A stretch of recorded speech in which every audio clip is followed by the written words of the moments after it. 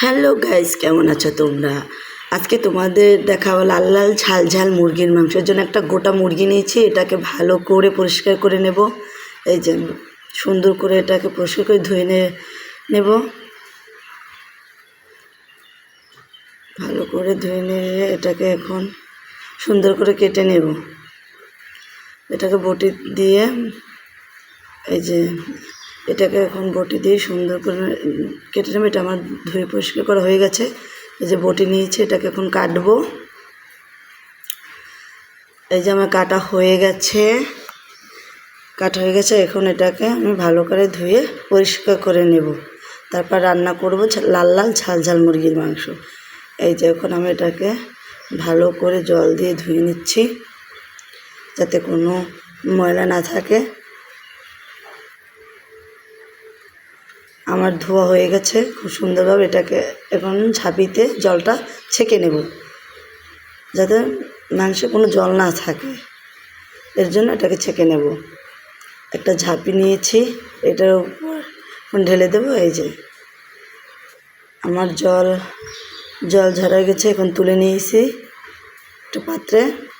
এখন এর ভিতর আমি দিয়ে দেব লবণ, আর দেব হলুদের গুঁড়া, আর দেব একটু মরিচের গুঁড়া। এটা দিয়ে আমি খুব সুন্দর করে মেখে নেব।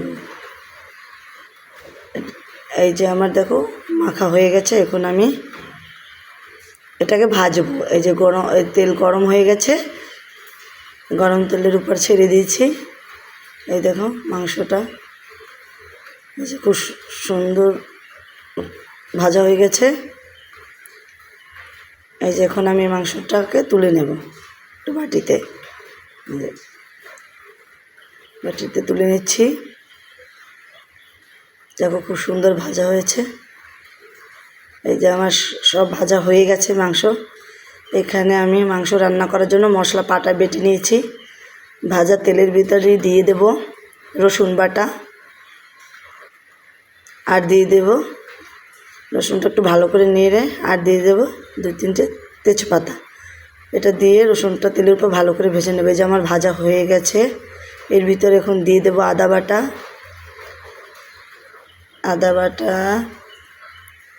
জিরা বাটা,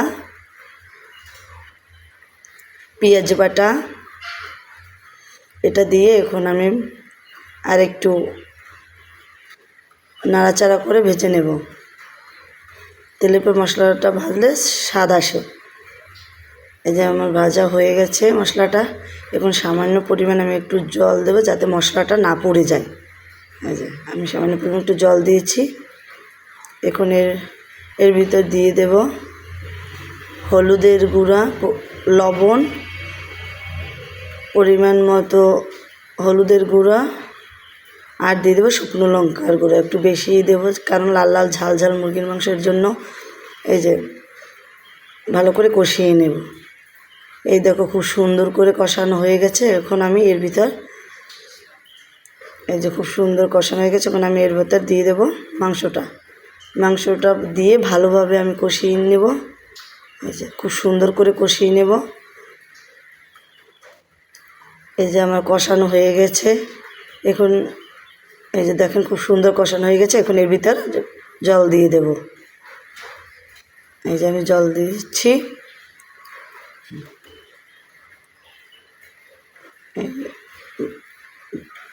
এই যে কি সুন্দর দেখেন ফুটে উঠেছে, কালারটা কত সুন্দর এসেছে। এই যে আমার মাংস হয়ে গেছে। এখন আমি এতে দেব একটু গরম মশলা নামানোর আগে। এর ভিতরে একটু গরম মশলা দিয়ে, এই যে আমি গরম মশলা দিলাম। এখন এটাকে দিয়ে আর একটু ফুটিয়ে নেব। এই যে আমার মাংস রান্না হয়ে গেছে। এখন তুলে নেব।